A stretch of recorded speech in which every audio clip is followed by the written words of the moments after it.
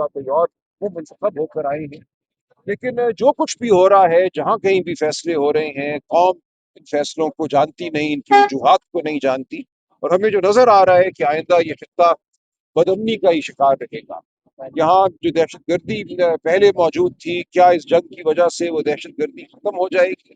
ہم نے دیکھا کہ ماضی میں جب بھی افغانستان میں جنگ ہوئی ہے، حملہ ہوا ہے، حالات کسی جنگ کی وجہ سے قابو میں نہیں آئے۔ تو ہمیں دانائی کا ثبوت دینا ہوگا، آج نہیں تو کل ہمیں اس پورے معاملے کو جنگی حکمت عملی کے علاوہ ایک سیاسی بصیرت اور ایک بڑے ایک معاشی پروگرام کے تحت حل کرنا ہوگا۔ ایران کا اتنا بڑا لیڈر سر شہید ہو گیا، اس کو کیا کہیں گے سر؟ جی بہت افسوس ہے، ہم نے افسوس کا اظہار بھی کیا ہے، فاتح خوانی بھی کی ہے۔ ہم سمجھتے ہیں کہ وہاں بھی پورے اس خطے میں، مشرق وسطیٰ میں، وہ ایران ہو یا وہ عرب ممالک ہوں، مسلمان کا خون بہہ رہا ہے، مسلمان کی املاک کو نقصان پہنچ رہا ہے۔ یہ ایک سازش ہے جس کا ہم سب شکار ہو گئے ہیں۔ اس وقت ضرورت ہے مسلم امہ کو ایک ایسے لیڈر کی جس پہ عوام کا اعتبار ہو، اور جو کھڑے ہو کر وہ بات کرے جو عوام کے مفاد کی ہے، جو مسلم امہ کے مفاد کی ہے۔ اور وہ لیڈر ہم سے کچھ میل دور اڈیالہ میں بیٹھا ہے۔ اس لیڈر کی آواز کو اسی لیے ہم سے دور کیا گیا کہ کوئی حق کی بات نہ کر سکے، کوئی مسلم امہ کی بات نہ کر سکے۔ آج ہم کھڑے ہیں، بے یار و مددگار کھڑے ہیں۔ لگتا یہ ہے کہ کوئی بھی آج پرسان حال نہیں ہے، لیکن ہمیں اللہ تعالیٰ کی ذات پر یقین ہے، انشاءاللہ اس مرحلے سے بھی یہ قوم سرخرو ہو کر نکلے گی، پہلے سے زیادہ طاقتور ہو کر نکلے گی، اور اس قوم کے حقیقی لیڈر جو ہیں وہ عوام کے سامنے اور زیادہ نمایاں ہو کر سامنے آئیں گے۔ پی ٹی آئی کا اس کا موقف کیا کہے گا؟ دوسری بات یہ کہ قومی سلامتی کانفرنس کے بارے میں آپ کہیں گے سر؟ ایک چیز میں ایڈ کر دوں، اگر عمران خان صاحب آج جیل سے باہر ہوتے، پرائم منسٹر ہوتے اور وہ اس ملک کو لیڈ کر رہے ہوتے، تو آپ دیکھتے کہ اب تک OIC کا اجلاس ہو بھی چکا ہوتا، متفقہ طور پہ وہاں سے ریزولوشن بھی آ چکے ہوتے، اور پورے عالم اسلام کی تمام قیادت ایک ٹیبل کے اوپر بیٹھ کے ان حالات کا مقابلہ کرتی۔ لیکن لیڈرشپ کی نہ ہونے کی وجہ سے، قیادت کی فقدان کی وجہ سے آپ دیکھ رہے ہیں کہ پوری اسلامک دنیا جو ہے وہ اس وقت جنگ کا شکار ہے، بشمول پاکستان۔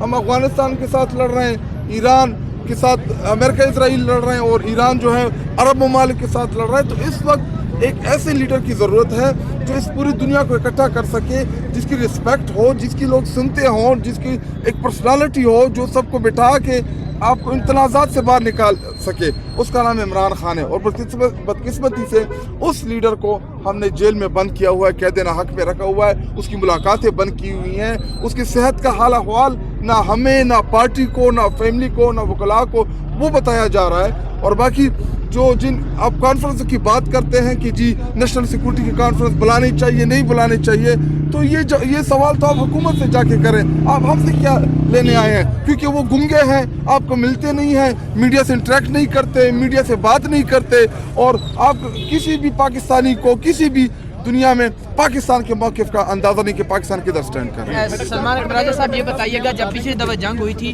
تو عمران خان صاحب کی پے رول پہ رہائی کے لیے ایک درخواست دی گئی تھی اسلام آباد ہائی کورٹ میں، تو اس دفعہ کیوں نہیں دی گئی؟ کیا آپ نہیں سمجھتے کہ اس کا کوئی فرق نہیں پڑے گا؟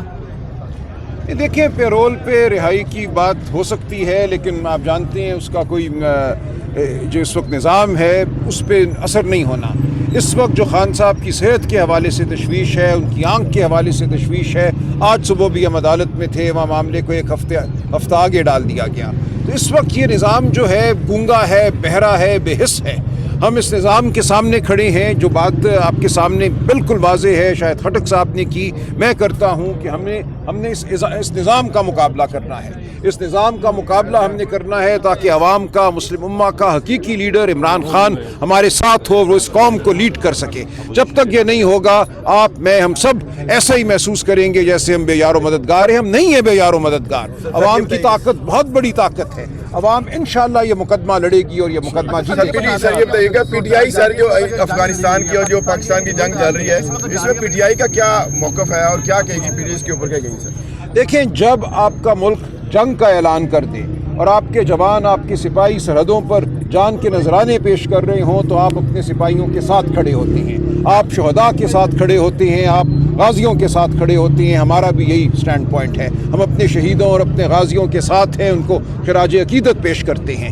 لیکن حکمت عملی کیا ہونی چاہیے؟ بڑی حکمت عملی کیا ہونی چاہیے؟ جنگ ہمیشہ ایک بڑی حکمت عملی کا چھوٹا حصہ ہوا کرتی ہے، تو بڑی حکمت عملی کیا ہے وہ ہمارے سامنے نہیں ہے۔ حکمت عملی وہ اپناتا ہے جس کے دل میں عوام کا درد ہوتا ہے، جو خطے کو سمجھتا ہے، جو جانتا ہے کہ خیبر پختونخوا کے حالات کیا ہیں، وہاں دہشت گردی کس لیے ہے اور آئندہ دہشت گردی کے کیا امکانات ہیں، پورے پاکستان میں دہشت گردی کیوں ہے اور اس کے کیا امکانات ہیں، کہ وہی سوچ سکتا ہے جس کے دل میں عوام کا، پاکستان کا درد ہو، اور وہ شخص اڈیالہ جیل میں بیٹھا ہے۔ آپ راجہ صاحب یہ بتائیے گا کہ آپ حالت جنگ میں اس وقت، تو آپ کو یہ نہیں ہونا چاہیے کہ اس وقت ریاست کے ساتھ بیٹھ کے سب ایک ملک میں ایک پارٹی بن کے ریاست کے بعد سوچنا چاہیے، کیونکہ اس وقت ہماری افغانستان کے ساتھ جنگ ہے اور ساتھ ساتھ ایران کے ساتھ بھی جنگ ہے۔ میں نے یہی عرض کیا کہ جب جنگ جاری ہو اور آپ کے جوان شہید ہو رہے ہوں، غازی بن کے لڑ رہے ہوں، تو آپ جوانوں کے ساتھ کھڑے ہوتے ہیں، ہم بھی اپنے جوانوں کے ساتھ کھڑے ہیں، سرحد پہ جو ہماری حفاظت کر رہا ہے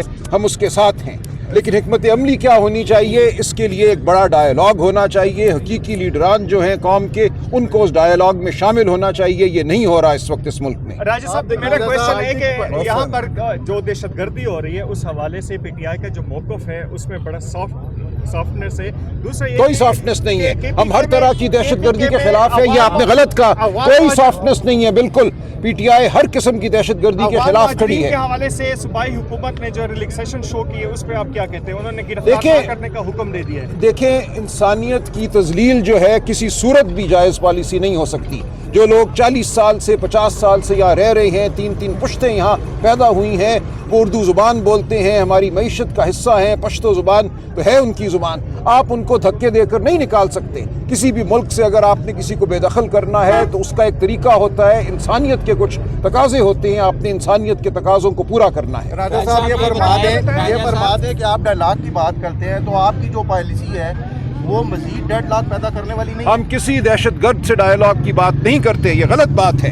ہم کہتے ہیں ایک بڑا ڈائیلاگ ہو اس خطے میں، اس میں آپ شامل کیجئے، سعودی عرب کو شامل کیجئے، ترکی کو شامل کیجئے، افغان حکومت کو شامل کیجئے، اس میں آپ بات کیجئے اس خطے کی فلاح کی، آپ بتائیے کہ اس خطے میں معاشی ترقی کس طرح ہوگی، آپ بات کیجئے کہ خیبر پختونخوا کا جو حق ہے، جو وسائل خیبر پختونخوا کو ملنے تھے، جو قبائلی علاقوں کے حوالے سے ملنے تھے، وہ کب ملیں گے۔ یہ ہے وہ ڈائیلاگ جس کی ہم بات کرتے ہیں۔ ہم ہرگز دہشت گردوں کے ساتھ ڈائیلاگ کی بات نہیں کرتے۔ سر یہ بتائیے کہ مذاکرات کی بات ہوتی ہے تو رانا ثناءاللہ نے کل بھی ایک بیان دیا کہ پی ٹی آئی جو ہے وہ اپوزیشن جو ہے وہ مذاکرات کرنا ہی نہیں چاہتی، ہمیں تو ہر ٹائم حاضر ہے۔ دیکھیں، ایسا نہیں ہے، ہم نے ہمیشہ کہا ہے، عمران خان صاحب نے ہمیشہ کہا ہے کہ اصول کی سطح پہ ہم ہر گفتگو کرنے کو تیار ہیں۔